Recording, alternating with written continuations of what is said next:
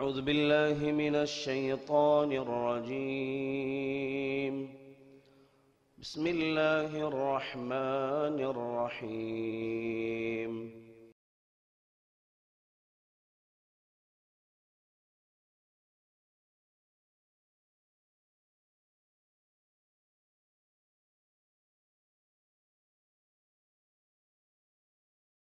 السلام عليكم ورحمة الله وبركاته. الحمد لله والصلاة والسلام على رسول الله وعلى آله وأصحابه أجمعين، أما بعد، فإن أصدق الحديث كتاب الله، وخير الهدي هدي محمد صلى الله عليه وسلم، وشر الأمور محدثاتها، وكل محدثة بدعة، وكل بدعة ضلالة، وكل ضلالة في النار. فأعوذ بالله من الشيطان الرجيم. بسم الله الرحمن الرحيم. يا أيها الذين آمنوا اتقوا الله حق تقاته ولا تموتن إلا وأنتم مسلمون. رب اشرح لي صدري ويسر لي أمري واحلل عقدة من لساني يفقه قولي. اللهم صل على محمد وعلى آل محمد كما صليت على إبراهيم وعلى آل إبراهيم إنك حميد مجيد. اللهم بارك على محمد وعلى آل محمد كما باركت على إبراهيم وعلى آل إبراهيم إنك حميد مجيد. எல்லா புகழும் புகழ்ச்சியும் ஏக இறைவன் அல்லாஹ் ஒருவனுக்கே சொந்தம்.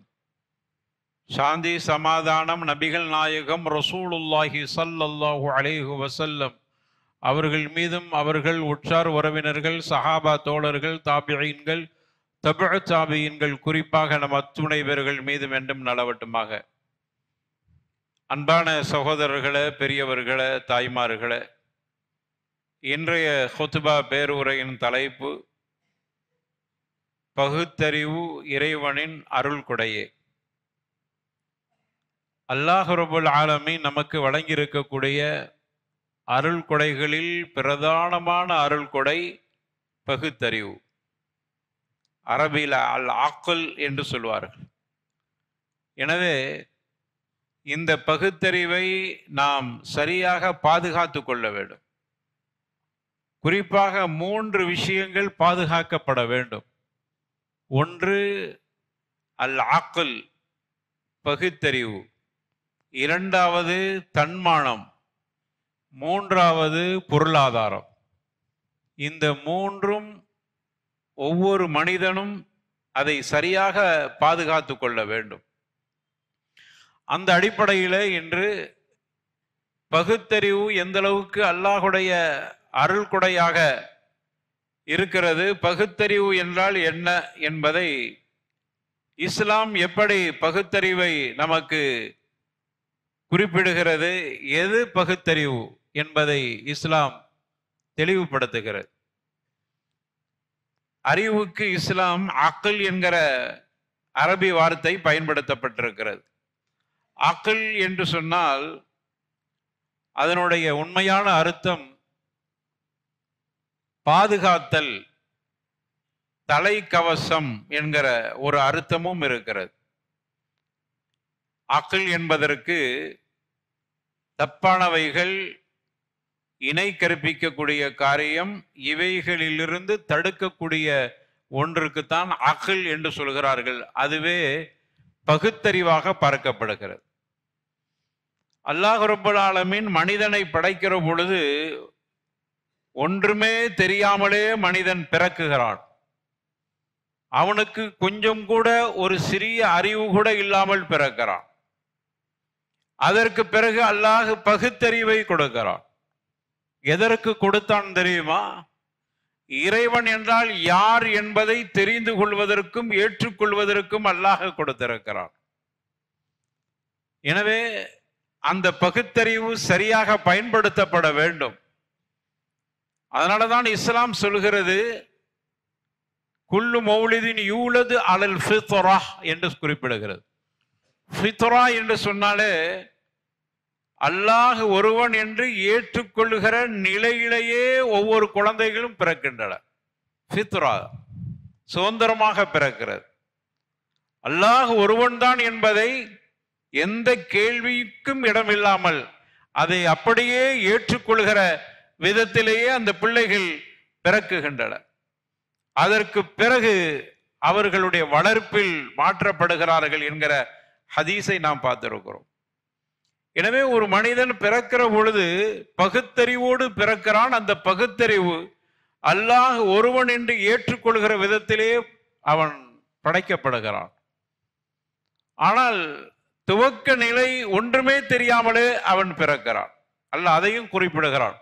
வல்லாஹு அக்ரஜக்கும் மின் புதூனி உம்மஹாத்திக்கும் லா தஅலமூன ஷைஆ. உங்களுடைய பெற்றோர்களுடைய வயிற்றிலிருந்து நாம் உங்களை வெளிப்படுத்தியிருக்கிறோம். ஆனா உங்களை பொறுத்தவரையில லா தஅலமூன ஷைஆ, எதுவுமே தெரியாமலே வெளியில் வந்தீர்கள். நீங்கள் வெளியில் வருகிற பொழுது உங்களுடைய உணவை தேடுவதற்கு கூட உங்களுக்கு தெரியாது. அப்படியான ஒரு நிலையில் தான் நீங்கள் பிறந்தீர்கள். வஜஅல லக்குமுஸ் ஸம்அ வல் அப்ஸார வல் அஃஇதா. அல்லாஹ் ரப்பல் ஆலமீன் உங்களுக்கு செவி புலனை கொடுக்கிறான். கேட்கிற சக்தி மட்டுமல்ல, எதை கேட்கிறோம் என்று புரிந்து செயல்படுகிற அந்த சம்அல கூட உங்களுக்கு ஒரு அக்ல், ஒரு பகுத்தறிவு தேவைப்படுகிறது. பார்வையில் கூட ஒரு பகுத்தறிவு தேவைப்படுகிறது. எல்லாம் தெரிகிறது, ஆனால் எது நல்லது, எதை பார்க்க வேண்டும் என்கிற இந்த தெளிவுக்குத்தான் பகுத்தறிவு என்று இஸ்லாம் சொல்லுகிறது. எனவே ஒரு மனிதன் பிறக்கிற பொழுது ஒன்றுமே தெரியாமல் பிறக்கிறான். அதற்கு பிறகு அவன் கேட்கிறது, பார்க்கிறது என்கிற அந்த சக்தி அல்லாஹ் கொடுக்கிறான். ஒல் அஃஇதா. அதே போன்று அவனுக்கு இதயத்தையும் அல்லாஹ் கொடுக்கிறான். இதெல்லாம் எதற்கு கொடுத்தான் தெரியுமா? அல்லாஹ் இந்த பகுத்தறிவை கொடுத்ததற்கு அல்லக்கும் தஷ்குருங்கிறான். அல்லாஹ் அல்லாஹ்வுக்கு நீங்க நன்றி செலுத்த வேண்டும் என்பதற்கு அவனை கொடுத்திருக்கிறான். அது நிஅமா. அது அல்லாஹ் உங்களுக்கு வழங்கி இருக்கிற மிகப்பெரிய அருள் கொடை. அல்லாஹ்வை புரிந்து அவனுக்கு நன்றி சொல்லுங்கள். அதற்குத்தான் அல்லாஹ் கொடுத்திருக்கிறான். பகுத்தறிவு மட்டும் இல்லை என்று சொன்னால் இந்த மார்க்கத்தை நாம் தெரிந்திருக்க முடியாது, நபியை தெரிந்திருக்க முடியாது, நல்லதை தெரிந்திருக்க முடியாது, கெட்டதை தெரிந்திருக்க முடியாது. அதே போன்ற ஹக் பாத்தில், இவைகள் நன்மை தீமை என்று எதையுமே நாம் தெரிந்திருக்க முடியாது. அல்லாஹ் பகுத்தறிவை கொடுத்ததால் கண்ணியப்படுத்தியிருக்கிறான். வலகத் கர்ரம்னா பனி ஆதம். ஆதமுடைய மக்களை நாம் கண்ணியப்படுத்தி இருக்கிறோம். வஹமல்நாஹு ஃபில் பர்ரி வல் பஹர். கடலிலும் நிலப்பரப்பிலும் அவனை சுமந்து வரஸக்னாஹு மின தய்யிபாத். அவர்களுக்கு தேவையான நல்ல உணவுகளை, வாழ்வாதாரத்தை நாம் வழங்குகிறோம். அதோடு நிறுத்தவில்லை. ஃபத்தல்நாஹும் அலா கஸீரி மிம்மன் ஹலக்னா தஃதீலா. அல்லாஹ் படைத்திருக்கிற ஏனைய படைப்புகளை காட்டிலும் தகுதி மிக்கவனாக, மேன்மை மிக்கவனாக மனிதனை அல்லாஹ் படைத்ததாக அல்லாஹ் சொல்கிறான். நாம் அவனை அப்படி உருவாக்கி இருக்கிறோம், தஃதீல் பண்ணி இருக்கிறோம், மேன்மைப்படுத்தி இருக்கிறோம் மனிதனை. எதற்கு தெரியுமா? அவனுக்கு அக்ல கொடுத்திருக்கிறோம், பகுத்தறிவை கொடுத்திருக்கிறோம். பகுத்தறிவை கொடுத்த காரணத்தால் அவன் மேன்மைப்பட்டவனாக மாறுகிறான். எனவே தான் குர்ஆன் 45 இடங்களிலே பகுத்தறிவை பற்றியே சொல்லுகின்றன. குர்ஆன் பகுத்தறிவாதிகளை இடத்திலேயே பேசுகின்றன. அல்லாஹ் இப்படியே சொல்கிறான். ஒமா யذكரு இல்லா உலுல் அல்பாப் அஃபலா தஅகிலூன் ஃபஅதபிரு யா உலில் அப்சார் அஃபலா ததஃபக்கரூன். இதெல்லாம் குர்ஆனில் வரக்கூடிய வார்த்தைகள். அல்லாஹ் கேட்கிறான், அறிவுடையவர்களாக இல்லையா? நல்லறிவு பெறக்கூடியவர்களுக்கே இது பயனளிக்கக்கூடியதாக இருக்கிறது. நீங்க சிந்தித்து பார்க்க கூடாது. அக்கல் அல்லாஹ் சொல்கிறான். பகுத்தறிவோடு சிந்தித்து பார்க்க கூடாதா? அகப்பார்வை உடையவருக்கே மிகப்பெரிய படிப்பினையாக இருக்கிறது. சிந்திக்க மாட்டீர்களா என்றெல்லாம் அல்லாஹ் ரப்பல் ஆலமீன் பகுத்தறிவை நோக்கி இப்படி கேள்வி கேட்கிறான். பகுத்தறிவு என்பது மூமினுடைய ஒரு கவர்ச்சி, ஒரு அலங்காரம். அதை சரியாக பயன்படுத்தி கொள்ள வேண்டும். ஒரு அரபு கவிஞர் இப்படி பாடுகிறார். லைசல் ஜமாலு பி அஸ்வாபி தஸய்யினுனா இன்னல் ஜமால ஜமாலுல் அக்லி வல் அதப் என்று படிக்கிறார். ஒரு அழகு என்று எடுத்துக்கொண்டால் நல்ல ஆடைகளை நாம் உடுத்திக் கொள்வது என்பது அழகல்ல. அழகு என்றால் நல்ல ஆடைகளை உடுத்திக் கொள்வது அழகல்ல.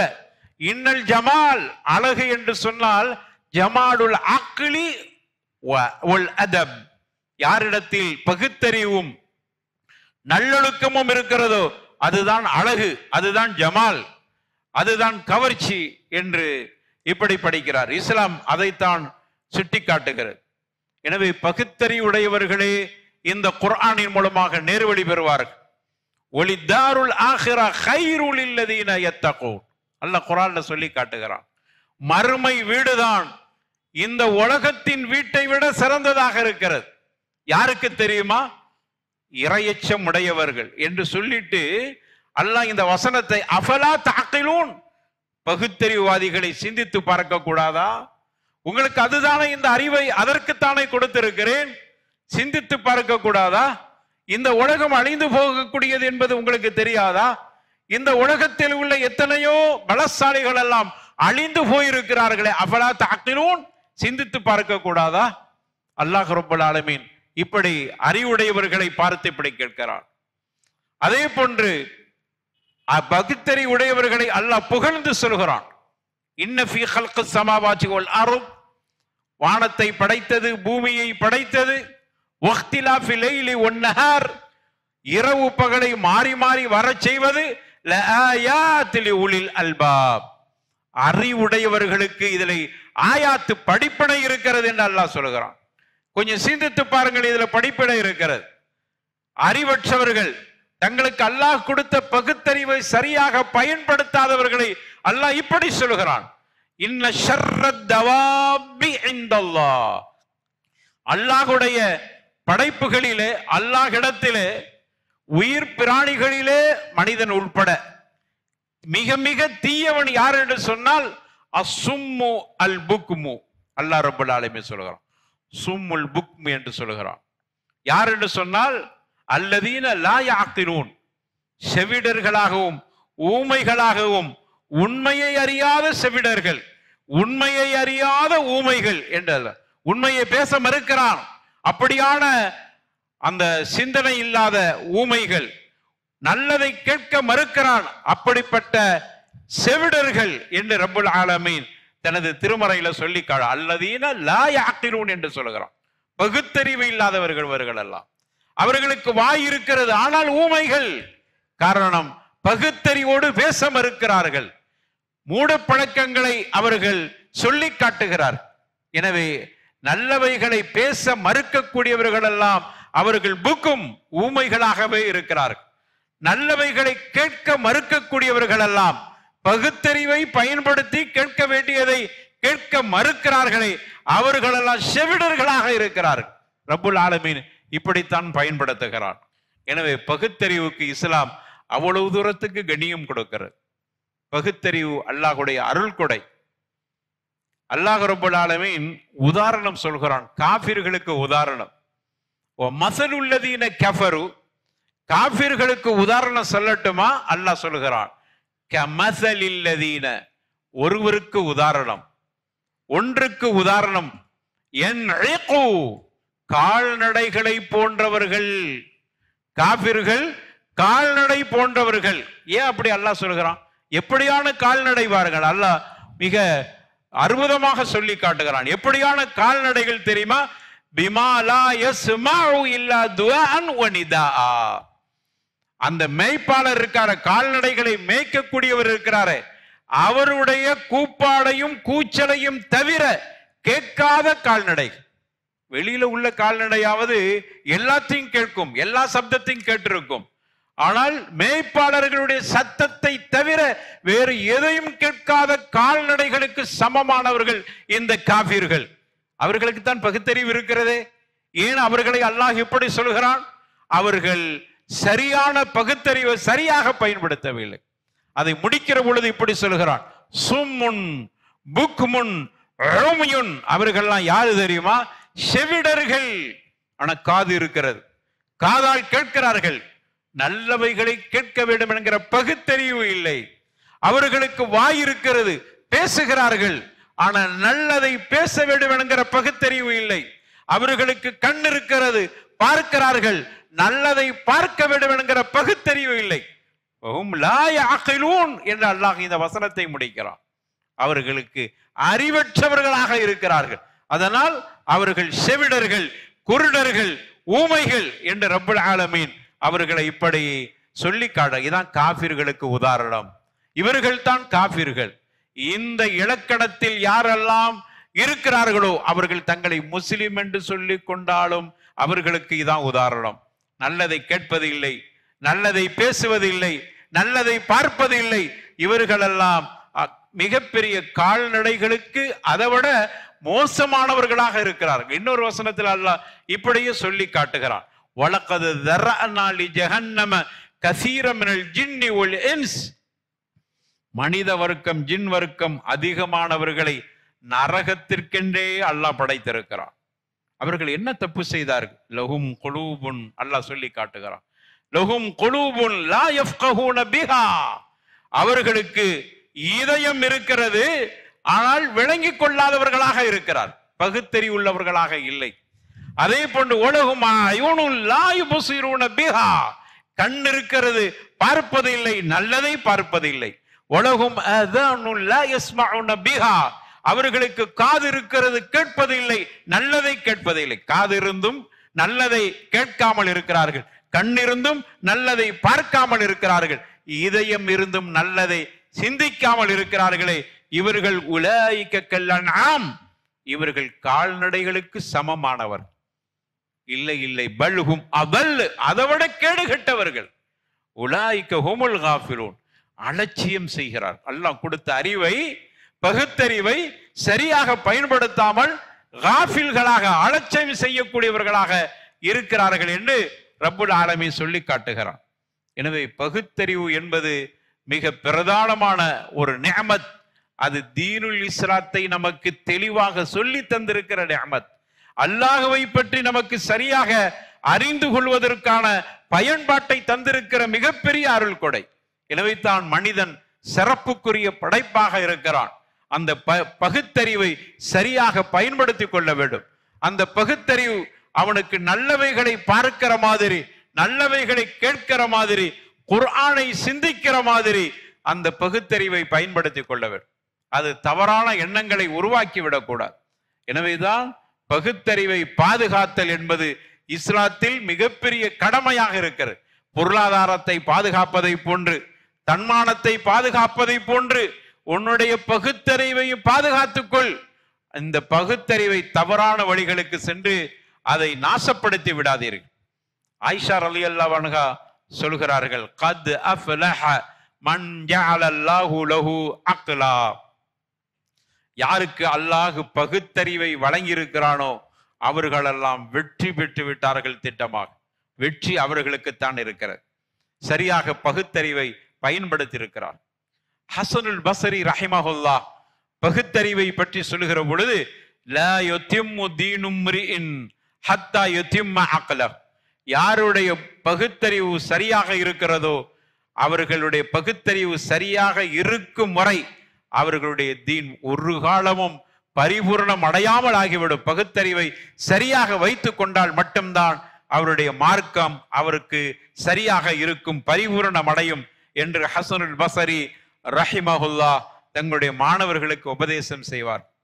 அதே போன்று வஹப் இப்னு முனப்பஹ் ரஹிமஹுல்லாஹ் சொல்லி காட்டுகிறார், ஷைத்தானுக்கு மலையை துண்டு துண்டாக ஆக்குவது பெரிய கஷ்டம் இல்லை. ஓ இஸாலத்துல் ஜபலி சஹ்ரத்தன் சஹ்ரத்தன், பெருங்கொண்ட மலையை கூட சிறு சிறு பாறைகளாக அவன் நொறுக்கி அதை அப்படியே துண்டு துண்ட ஆக்குவது அவனுக்கு மிக மிக லேசானது. ஆனால் ஒரு மூமினுல் ஆகில், பகுத்தறிவுள்ள மூமினை வழிகெடுப்பது என்பது அவனுக்கு கடுமையானதாக இருக்கிறது. ஏன்னா அவர் பகுத்தறிவாதியாக இருக்கிறார். அவர் அல்லாஹ்வை சிந்து, பகுத்தறிவுனா நம்ம புரிஞ்சிருக்கிற பகுத்தறிவாதி அல்ல. நம்ம புரிந்து இன்னைக்கு நடைமுறையில பகுத்தறிவாதிகள் என்று இறை மறுப்பாளர்களாக இருக்கிறார்களே, அவர்கள் அல்ல பகுத்தறிவுவாதிகள் என்று இஸ்லாம் சொல்லுகிற பகுத்தறிவாதிகள் எல்லாம் அல்லாஹ் ஒருவன் என்று ஏற்றுக்கொண்டவர்கள் பகுத்தறிவாதிகள். அப்படி அல்லாஹ் ஒருவன் என்று ஏற்றுக்கொண்டிருக்கிறார்களே, அவர்களை வழிகெடுப்பது என்பது ஷைத்தானுக்கு மிக கடுமையானது. ஆனால் பெரும் பெரும் பாறைகளை துண்டு துண்டாக அவன் நொறுக்கி விடுவது என்பது அவனுக்கு மிக மிக லேசானதாக இருக்கிறது. மூமினுல் ஆகில், பகுத்தறிவான ஒரு மூமினுடைய ஈமான் அவ்வளவு வலிமையாக இருக்கிறது. அல்லாஹ்வை அவர் அவ்வளவு அழகாக புரிந்து வைத்திருக்கிறார் என்பதை இமாம் இப்னு வஹப் அவர்கள் சொல்லி காட்டுகிறார். அதே போன்று பகுத்தறிவை நாம் சரியாக பயன்படுத்துகிற பொழுது அல்லாஹ் ஒருவன் என்பதை தெளிவாக புரிந்து கொள்வோம். அல்லாஹுடைய வேதம்தான் குர்ஆன் என்பதை தெளிவாக புரிந்து கொள்வோம். ரசூலுல்லாஹி ஸல்லல்லாஹு அலைஹி வஸல்லம் அவர்கள் அல்லாஹுடைய தூதர் என்பதை அவன் பகுத்தறிவோடு ஏற்றுக்கொள்வான். அந்த அளவுக்கு நமக்கு அல்லாஹ் கொடுத்திருக்கிற அறிவு அவைகளை ஏற்றுக்கொள்கிற விதத்திலேயே ஃபித்ராவோடு அல்லாஹ் படைத்திருக்கிறான். இப்படி ஒவ்வொரு மனிதனும் இப்படித்தான் படைக்கப்பட்டிருக்கிறான். அந்த அறிவை சரியாக பயன்படுத்தி கொள்ளும் காலமெல்லாம் மூமின் வெற்றி அடைந்தவனாக இருக்கிறான். ஆகிரத்திலும் அவனுக்கு வெற்றி இருக்கிறது. அப்படிப்பட்ட நல்ல கூட்டத்தை ரப்பல் ஆலமீன் நம்மை சேர்த்தருள்வானாக. வாஹிரு தஅவானா அனில் ஹம்துலில்லாஹி ரப்பில் ஆலமீன். அல்ஹம்துலில்லாஹ் வஸ்ஸலாத்து வஸ்ஸலாமு அலா ரசூலில்லாஹ் வ அலா ஆலிஹி ஹிஸ்பில்லாஹ் வ அஸ்ஹாபிஹி ஜுந்தில்லாஹ் மா பஅத். ஃபஅஊது பில்லாஹி மினஷ் ஷைத்தானிர் ரஜீம். பிஸ்மில்லாஹிர் ரஹ்மானிர் ரஹீம். யா அய்யுஹல்லதீன ஆமனு தக்குல்லாஹ ஹக்க துகாத்திஹி வ லா தமூதுன்ன இல்லா வ அன்தும் முஸ்லிமூன். அருமையானவர்களே, பகுத்தறிவு சிந்திக்க வேண்டும். நீ எந்த அளவுக்கு சிந்திக்கிறாயோ அந்த அளவுக்கு உன்னுடைய ஈமானிய வலிமை கூடுகிறது என்றெல்லாம் சொன்னாலும் கூட பகுத்தறிவுக்கு ஒரு எள்கையை இஸ்லாம் சொல்லி தருகிறது. இப்னு ஹஸம் என்று சொல்லக்கூடிய அறிஞர் சொல்றாங்க, வஹத்துல் அக்ல், பகுத்தறிவின் எல்லை வரம்பு என்னன்னு சொன்னா, இந்த மார்க்கத்தில் கட்டுப்பாடோடு நடந்து கொள்வது, மார்க்கத்தினுடைய ஒழுங்குகளை பேணுவது, ஒழுக்கத்தோடு நடந்து கொள்வது, உண்மைகளை உரைக்க சொல்லுதல், உண்மைகளை சரியாக கேட்பது, தீமையிலிருந்து தன்னை பாதுகாத்து கொள்ளல், தவறு செய்யக்கூடியவர்களை தீமையிலிருந்து காத்து கொள்ளுதல், பாவங்களின் பக்கம் செல்லாமல் இருத்தல். அப்படியே விரிவான ஒரு கருத்தை சொல்றான். இதெல்லாம் யாருக்கிட்ட இருக்குதோ அவன் தான் பகுத்தறிவுவாதி. இதெல்லாம் என்கிட்ட இருந்தால் நான் பகுத்தறிவுவாதி, என்கிட்ட இதெல்லாம் இல்லைன்னா நான் பகுத்தறிவுவாதி இல்லை. இப்னு ஹஸம் ரஹிமஹுல்லா பெரிய அறிஞர், அவர்கள் இப்படி விளக்கம் கொடுத்திருக்கிறார். ஒரு வசனத்தை இங்கு ஆதாரமாக காட்டுகிறார். அல்லாஹ் குர்ஆன்ல சொல்றான், சூரத்துல் முல்க், தகாது தமையஸ் மினல் கயல் குல்லமா உல்கிய ஃபீஹா ஃபௌஜுன்.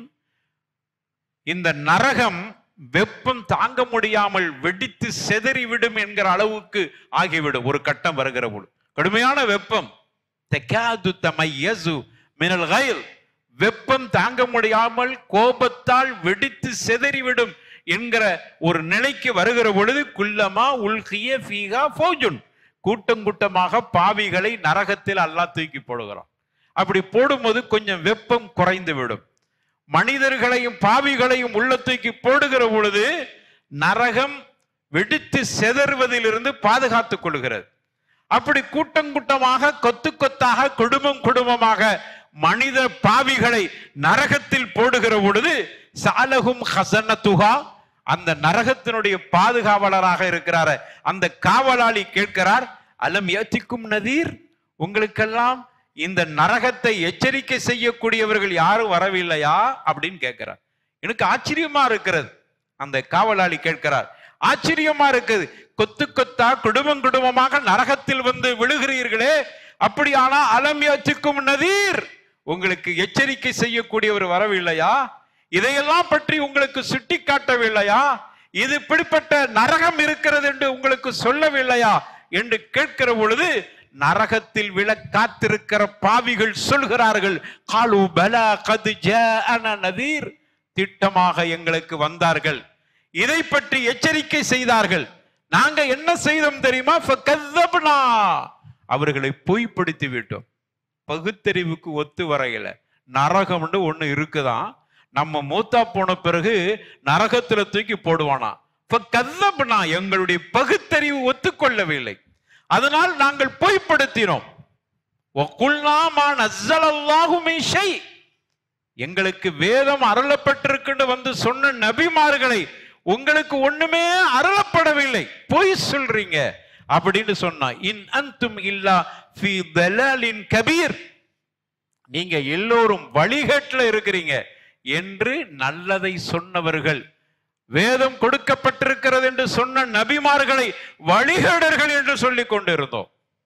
கடைசியா சொல்றாங்க, வகாலு லவ் குன்னா நஸ்மஉ அவ் நஅகிலு சொல்றாங்க. அங்க பகுத்தறிவை தான் சொல்றாங்க. ஒரு கால் நாங்கள் நஸ்மஉ, அந்த நபிமார்கள் சொன்னதை கேட்டிருந்தால், அவ் நஅகிலு புத்தியோடு அறிவோடு பகுத்தறிவோடு, சரியான பகுத்தறிவு, நாங்க வைத்துக் கொண்டிருந்த போலி பகுத்தறிவு, எங்களுக்கு பிறகு எங்களை மறைந்த விஷயங்களுக்கு தெரியலையே, அதெல்லாம் நம்ப கூடாது நினைச்சதான் பகுத்தறிவு நினைத்து கொண்டிருந்தோம்.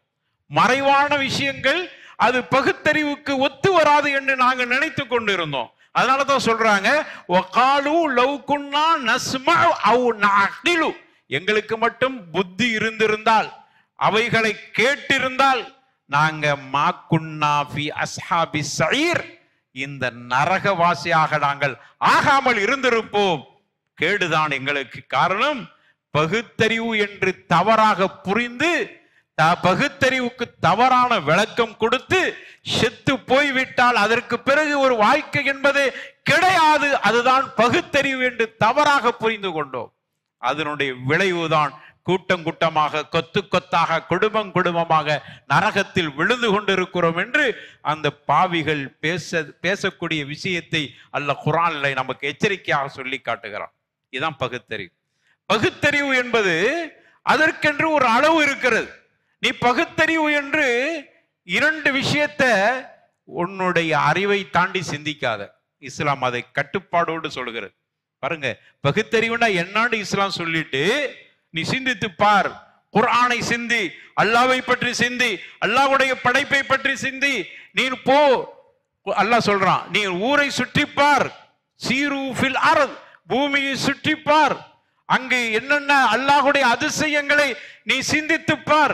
இரவை பார், பகலை பார், அறிவோடு சிந்தித்துப்பார், பகுத்தறிவை பயன்படுத்து என்றெல்லாம் அல்லாஹ் சொல்லிட்டு, ஆனால் உன்னுடைய பகுத்தறிவு எல்லை கடந்து போய்விடக் கூடாது.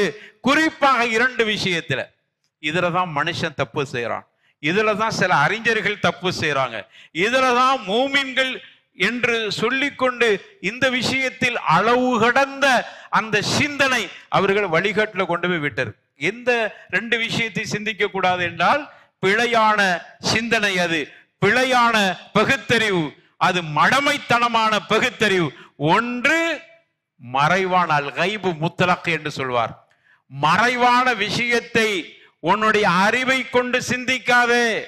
குர்ஆன் எதையெல்லாம் மறைவானது என்று சொல்லி இருக்கிறதோ அதை அப்படியே ஏற்றுக்கொள். அதான் மூமினுடைய அடையாளம். ஏனென்று சொன்னால், மூமின் யார்? பில் கைப், நுமினு பில் கைப். அவர் மறைவானதை கொண்டு நம்பி இருப்பார். மறைவானது குர்ஆன் சொல்கிறது, மரணத்திற்கு பிறகு ஒரு வாழ்க்கை இருக்கிறது, அது கைப், மறைவானது. நீ சிந்திக்கிறோம், பகுத்தறிவு இருக்கிறது என்கிற வேறால் அது எப்படி மறுமை என்பது உருவாகும்? நாங்கள் மண்ணோடு மண்ணாக மக்கி போன பிறகு அதற்கு பிறகு ஒரு வாழ்க்கை என்பது பகுத்தறிவுக்கு ஒவ்வாதது என்ற முடிவுக்கு வந்துடாத. இதெல்லாம் கைபை சார்ந்தது. கபருடைய வேதனை அது கைபை சார்ந்தது. அதுல உன்னுடைய பகுத்தறிவுக்கு ஒரு கட்டுப்பாடு இருக்கிறது. பகுத்தறிவு என்கிற பெயரால் மண்ணிலே புதைக்கப்பட்டவர்கள் எப்படி மீண்டும் உயிரோடு எழுப்பப்படுவார்கள் என்று பகுத்தறிவு என்கிற பெயரால் சிந்தித்து விடாதே.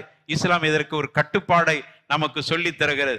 பகுத்தறிவு என்கிற பெயரால் மனித அறிவை தாண்டிய சிந்தனை கண்டிப்பா உனக்கு வந்துடக்கூடாது. எதெல்லாம் குர்ஆன் இருக்கிறது என்று சொல்லுகிறதோ அவைகளெல்லாம் உன்னுடைய பகுத்தறிவு என்கிற பெயரால நீ சிந்திக்கிற பொழுது பகுத்தறிவுக்கு முரணாக இருந்தாலும் குர்ஆன் சொல்லிவிட்டால் எடுத்துக்கொள். அதான் பகுத்தறிவு, சரியான பகுத்தறிவு. அதனாலதான் உலமாக்கள் சொல்றாங்க, அல் ஆக்கில், சரியான புத்திசாலி பகுத்தறிவு உள்ளவர் யாரு தெரியுமா? லா யுகத்திமு அக்லஹு அலல் நக்ல் என்று சொன்னார். உன்னுடைய ஆதாரத்தை தாண்டி உன்னுடைய புத்தியை கொண்டு போய் திணித்து விடாத. நக்லுக்கு, ஆதாரத்துக்கு முக்கியத்துவம் கொடு. உன்னுடைய அறிவை பின்னாடி எடுத்து வை. ஆதாரம் ஒன்று வந்துவிட்டால் அறிவுக்கு வேலை இல்லை. அதான் பகுத்தறிவு. ஒரு புத்திசாலி யார் என்றால் ஆதாரத்துக்கு முக்கியத்துவம் கொடுப்பார், அறிவை பின்படுத்திக் கொள்வார். குர்ஆன் ஒரு விஷயத்தை சொல்லுகிறது என்றால் என்னுடைய அறிவு ஒத்துக்கிற இல்லை என்றால் என்னுடைய அறிவில் கோளாறு அல்லது என்னுடைய அறிவு அவ்வளவுதான். மனுஷன் அறிவு, அது பஷர். என்னுடைய அக்கல் இருக்குது, அது மனிதனுக்கு கொடுக்கப்பட்ட அறிவு என்று. அதான் ரெண்டு விஷயத்துல பகுத்தறிவு எல்லை கடந்து போய்விடக்கூடாது. ஒன்று மறைவான விஷயம், குர்ஆன் எதை மறைவான விஷயம் என்று சொல்கிறதோ அதை அப்படியே ஏற்றுக்கொள்ளுதல், அங்க பகுத்தறிவுக்கு இடமில்லை.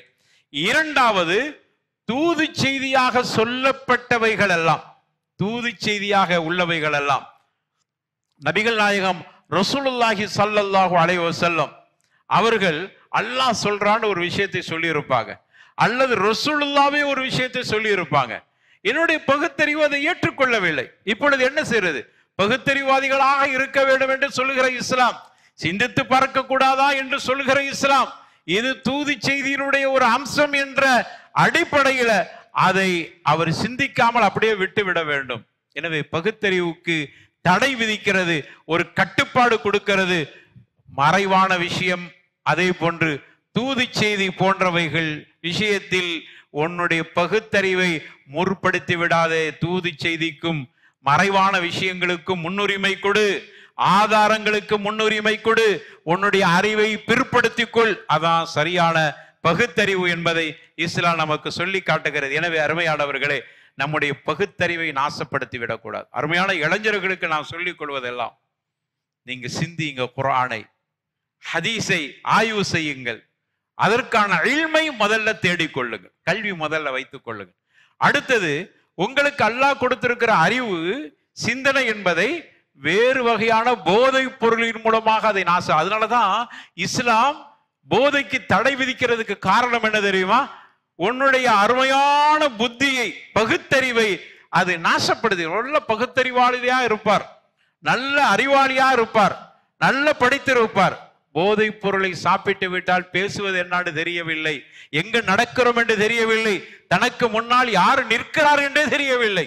அவருடைய புத்தியை மழுங்க செய்து விடுகிறது.